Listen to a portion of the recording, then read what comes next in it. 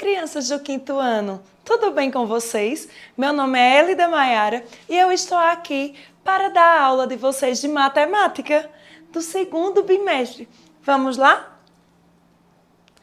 A aula de hoje nós vamos falar sobre as figuras geométricas planas e espaciais.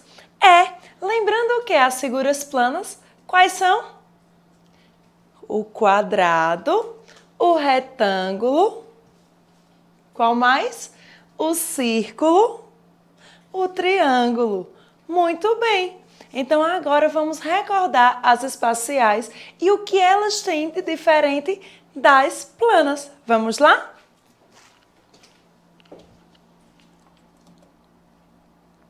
Olha só, aí nós temos a figura de um cubo. E aí está exemplificando o que ela tem de diferente do quadrado, que eles têm todos os lados igual a um quadrado. São 6 lados formados, que é um quadrado, tá bom? Todos eles formando 6 quadrados, formando assim um cubo. Então, cada lado do cubo tem o formato de um quadrado. Então, nós temos 6 lados. E esses lados são chamados de faces, tá bom?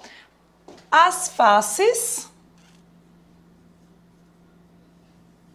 é igual aos lados. E se tratando assim do cubo, nós temos quantos lados?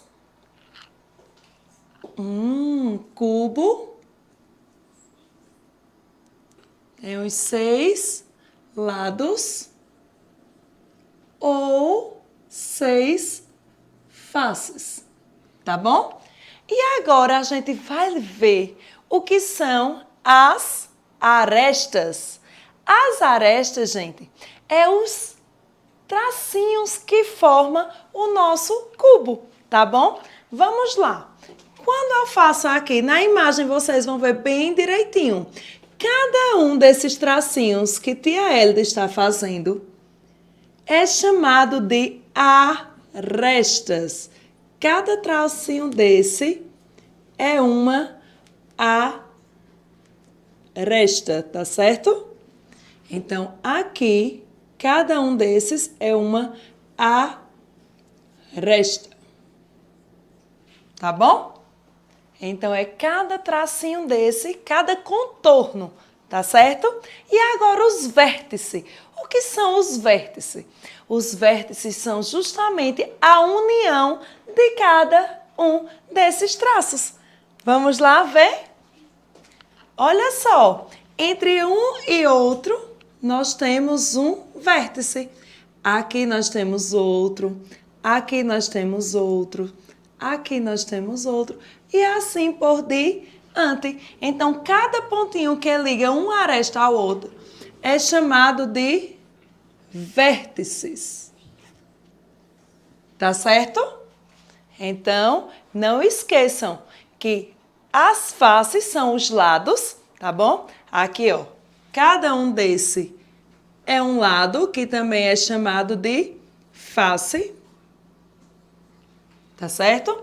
Então, cada contorno desse é chamado de aresta e cada encontro das arestas é chamado de vértice. Tá certo? Vamos agora para os ângulos. Vocês sabem o que é ângulos? Pois é, são os espacinhos que temos nas formas geométricas, assim como também nós podemos encontrar os ângulos em muitos outros lugares. Então, aí, nós podemos classificar os ângulos em 4.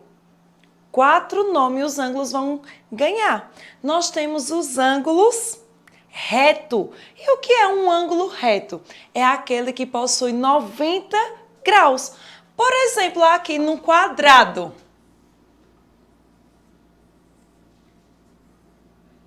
Aqui nós temos um ângulo de 90 graus, que é chamado de ângulo reto, tá certo? O ângulo de 90 graus é chamado de ângulo reto, tá bom? Vamos lá para outro nome de ângulo, outra classificação. o ângulo agudo. Por que ele é chamado de agudo? Porque ele é menor que 90 graus. Por exemplo, num triângulo,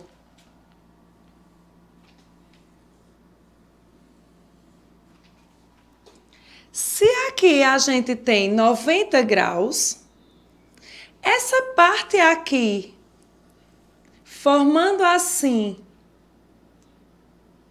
outro ângulo aqui, então aqui, por exemplo, vai ter 30 graus, porque se fosse aqui, seria 45, que é a metade de 90. Mas aí aqui tem, por exemplo, 30 graus. Então, menor que 90, um ângulo menor que 90 é chamado de ângulo agudo, tá bom? E agora a gente vai ter o ângulo obtuso. E o ângulo obtuso é o quê? Um ângulo maior que 90 graus. Eu também posso dar o exemplo de um triângulo.